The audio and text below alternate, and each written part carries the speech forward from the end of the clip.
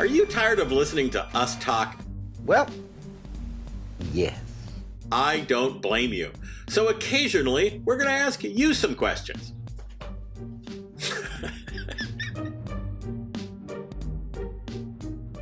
I'm Chris Duranti, and I'm a software engineer. I've been into cars and building stupid things since I was little. I was always kind of curious about racing, but nobody in my family was really into cars, so I didn't really grow up in that world, and it just seemed like the barrier to entry was really high. So I'd sort of been eyeing the Lemon series for a long time just because of the vibe, but I never really had the space or the right group of people to make it work. But then one day it was just coworkers and I talking about cars, and we decided we were going to do it. Since starting the team, we've all become great friends, and it's mostly about hanging out, dorking around with cars and making poor choices and building cool stuff. So we race a 1987 Fiat X1 so it's the later model, so it's got the big block 1500 instead of the 1300. It's entirely stock, so it has like maybe 70 horsepower. But we've upgraded the brakes. They're from a modern junkyard Fiat 500, and we widened the car by about 3 inches to fit bigger wheels, which then screwed up our gearing. So the car is like extra gutless. And then we built our own coilovers from like an eBay Slam Your Honda Civic lowering kit, and then used the existing dampers. Our team is entirely software engineers, so we overcomplicate everything. And so we built this telemetry system that has actually saved our engine twice because the car just continuously eats water pump belts. All that being said, it's pretty much the slowest car I've ever driven on a track, but it's also the most fun.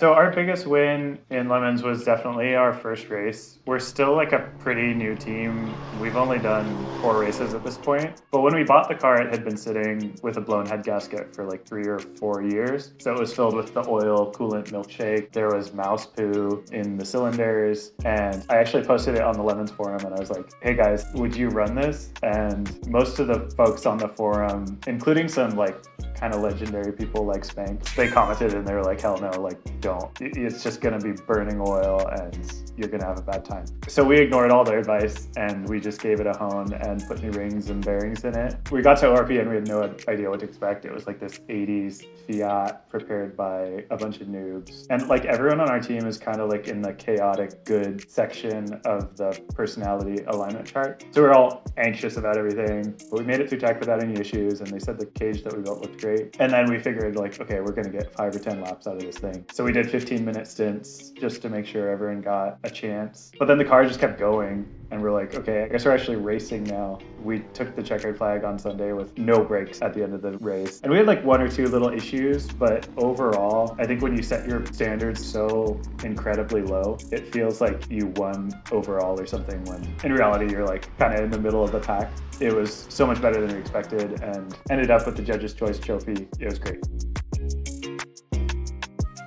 Yeah, so our biggest failure was probably our second race. I wouldn't say we were overconfident, but we were like, okay, we did this. It's going to be fine. And we blew the head gasket within a couple hours through the first day. But we just kept our foot in it, and the car is just like going slower and slower and slower. And then the clutch starts getting like longer and longer. And we come in like every 10 laps and we adjust the clutch to make it push farther. And we're doing this over and over. And we're like going out, come back in. And eventually we can't adjust the clutch anymore. And we're like bleeding it and re-bleeding it. And we're scratching our heads and we're like, why is the clutch changing? Eventually, I'm like rolling around in the dirt underneath the car in the 100-degree heat at ORP, and I realize the engine isn't attached to the transmission anymore, so they're just getting farther and farther apart. I realized all the bell housing bolts had just like left, but fortunately they're all neatly packed in a little bag that we had.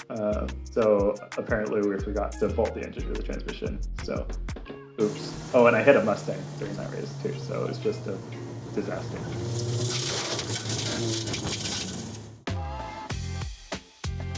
On Google Street View down in Texas, there's an S4 that's been sitting behind a warehouse for like 10 years and it's just like rotting away. So I've like asked on the Esprit mailing list, like if anyone knows about this car. And apparently the owner is like, no lowballers, I know what I got. But I'm just gonna keep waiting and hopefully snag this thing someday. I think we've all seen the incredible success that the Jodas guys have had. So I figured they're onto something with that build.